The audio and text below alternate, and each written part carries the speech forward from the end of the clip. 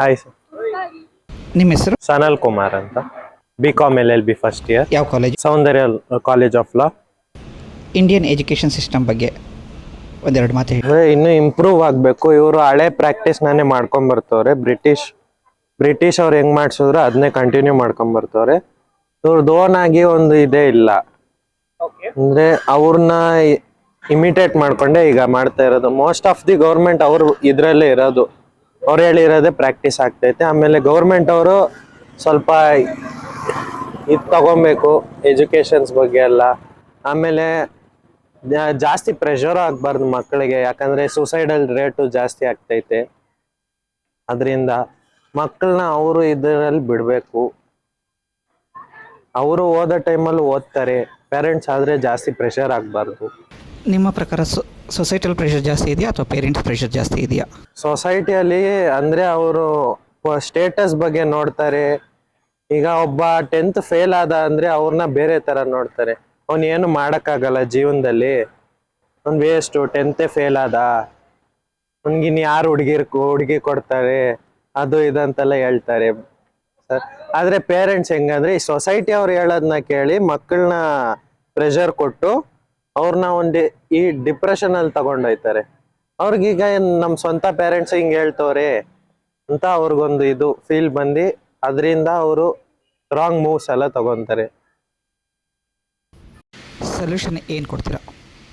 Solution ಆದರೆ ಇವರು ಇದು ಇಂಪ್ರೂವ್ ಮಾಡ್ಬೇಕು. ಆಮೇಲೆ ಈ ಪ್ರೆಷರ್ ಆಗಬಾರ್ದು. ಈಗ ಅವರು 1 ವರ್ಷ ಫೇಲ್ ಆದರೂ ಕೂಡ ಇನ್ನೂ ಅಟೆಂಪ್ಟ್ಸ್ ಐತೆ, ಸಪ್ಲಿಮೆಂಟ್ರೀಸ್ ಐತೆ,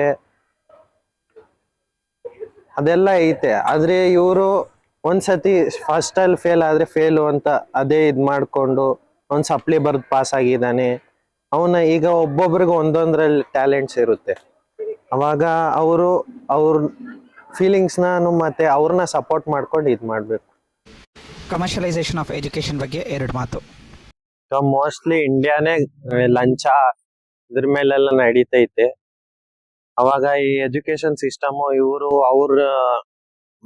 ಇದನ್ನ ಇಂಪ್ರೂವ್ ಮಾಡಕ್ಕೆ ಡೊನೇಷನು, ಈಗ ಒಬ್ಬನ್ ಮಾರ್ಕ್ಸ್ ಕಮ್ಮಿ ಬಂದ್ರೆ ಅವನಿಗೆ ಈ ತರ ಎಲ್ಲ ಇದ್ ಮಾಡಿ ಈಗ ಅವನ ಕೈಯಿಂದ ಡೊನೇಷನ್ ಅದು ಇದು ಎಲ್ಲ ಅವ್ರ ಪೇರೆಂಟ್ಸ್ ಇನ್ನೂ ಪ್ರೆಷರ್ ಆಗಿ ಈಗ ಮತ್ತೆ ಇದಕ್ಕೆ ಕೆಲವು ಫೆಸಿಲಿಟೀಸ್ ಕೊಡ್ತವ್ರು ಇಲ್ಲ ಅಂತಲ್ಲ, ಆದ್ರೆ ಇನ್ನೂ ಕಡಿಮೆ ಮಾಡ್ಬೇಕು. ಯಾಕಂದ್ರೆ ಮಿಡಿಲ್ ಕ್ಲಾಸ್ ಅಲ್ಲಿ ಇರೋರು ಕೂಡ ಅವ್ರಿಗೂ ಕಷ್ಟಗಳಿರುತ್ತೆ, ಲಿಮಿಟೆಡ್ ಆ ಸ್ಯಾಲ್ರೀಸು ಬರುತ್ತೆ.